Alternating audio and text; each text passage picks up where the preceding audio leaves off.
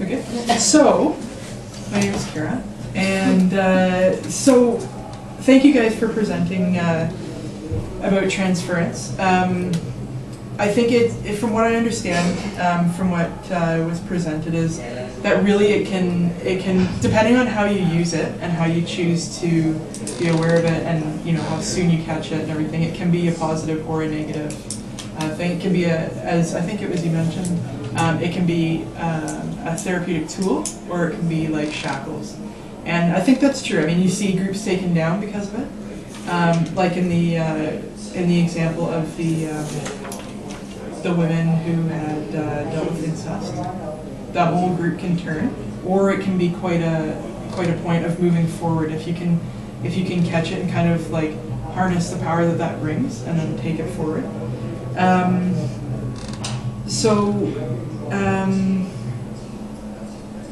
Yeah, I think another important point that I thought was good was when you had mentioned that it's good to come into the therapy with a blank slate, with no expectations, just kind of ready for anything, and then you can effectively mirror what's happening. Because if you come in with bias or expectations, that can color how you perceive events to go, and if you are expecting a certain outcome and that outcome isn't reached, or it's not going as you planned, then that may taint how you see the interactions. So yeah, that was great. So I was listening to Monica, and I got that transference and transparency is a form of projection, and it helps to identify conflicts, and happens in both group and individual therapy. And I also heard Jasmine talk about you can use self-disclosure to help you work through transparency as well. Okay, good. For the transference and transparency, you guys really introduced stuff that although I'd heard some of it, there was some that I had forgotten. And that transference is a form of projection, and it's an unconscious process. I forgot that it was unconscious a lot of the times. And that self-disclosure and being transparent can be therapeutic and help build trust. Disclosure is helpful only to the point where it helps the client, though. Sometimes you mentioned that if the therapist is self-disclosing to help themselves, then it's not appropriate. I also heard it's common for clients to transfer feelings from past relationships onto the therapist, but that there can always be benefits to this, and that it allows for discussion about past relationships, and it helps the patients then recognize patterns. And that transference in groups can be an individual seeking approval of the facilitator and trying to be the favorite. So yeah, transference and transparency can be both positive and negative, and I really got that out of it. Thanks. Yeah, again, to kind of mirror what they said, it can be a negative, it seems like a negative aspect, but once you acknowledge it and help the clients through it, then it can actually help with a lot of other therapeutic aspects of therapy, such as cohesion. It can help bring people closer in the group, including the leader, and it can lead to positive experiences and more universality between the members. And yeah, so it sounds like as long as it's directed appropriately and dealt with between the members and the leader, then it can be quite a positive experience and lead to a lot of recovery and accomplishment between the members. So what I got for group cohesion is that it is an important aspect of group psychotherapy. So members are discouraged to walk away from the past and work in the here and now. It can be one of the most curative factors, and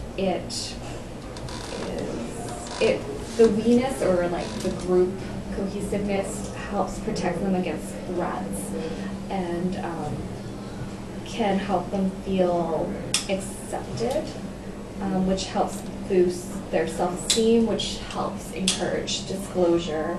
And one of the problems with cohesiveness, though, is that it can hinder people accepting themselves as individuals.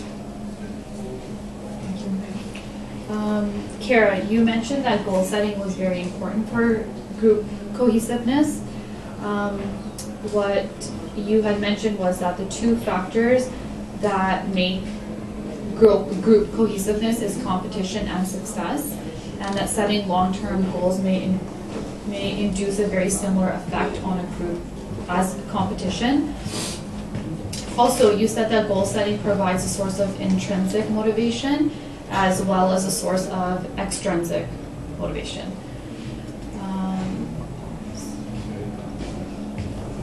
Also, what I found was interesting is that highly cohesive groups can actually be difficult because of social dependency when not responding or providing input under the assumption that others will. Okay, so what I understood was that there are 5 components that negatively impact group cohesiveness. First is conflict, and this is when there's disagreements within the group, but it only becomes negative when the comments become personal. Next is non-participation, and that's when some members will observe, whereas others will actually vocally participate. Monopolizing, when 1 or 2 people dominate the discussion. Scapegoating, which is when a person will start directly blaming others, and then if this happens, a leader will have to create subgroups. And then attendance also impacts the groups. So basically what I understood was that group cohesiveness can be very positive, but if it's turning negative, the therapist does have a chance to possibly use other interventions to kind of sway its path back towards a more positive nature. And through our discussion, I think we can all agree that we've come to the conclusion that both things are beneficial for patients, just depending on who the patient is, the type of group you're dealing with, and the sorts of goals that they might have. And is everyone in agreement with this? So I think it's important to note too that one can lead to the other in both aspects, where working through transference can lead to better group cohesion, and better group cohesion can lead to the better ability to handle transference. And also the negative too. Right? Yeah. Like if it, like in that incest group, yeah. right? That can wreak havoc too. If you have this like group of people that band together and like mutiny. And I think that's when the therapist would have to kind of work through transference, because that's what the patients are doing. They're transferring their previous feelings towards this therapist who had nothing to do with that. And those are the sorts of relationships that they kind of have to learn to work through. Or, like Faith mentioned, create subgroups or move apart.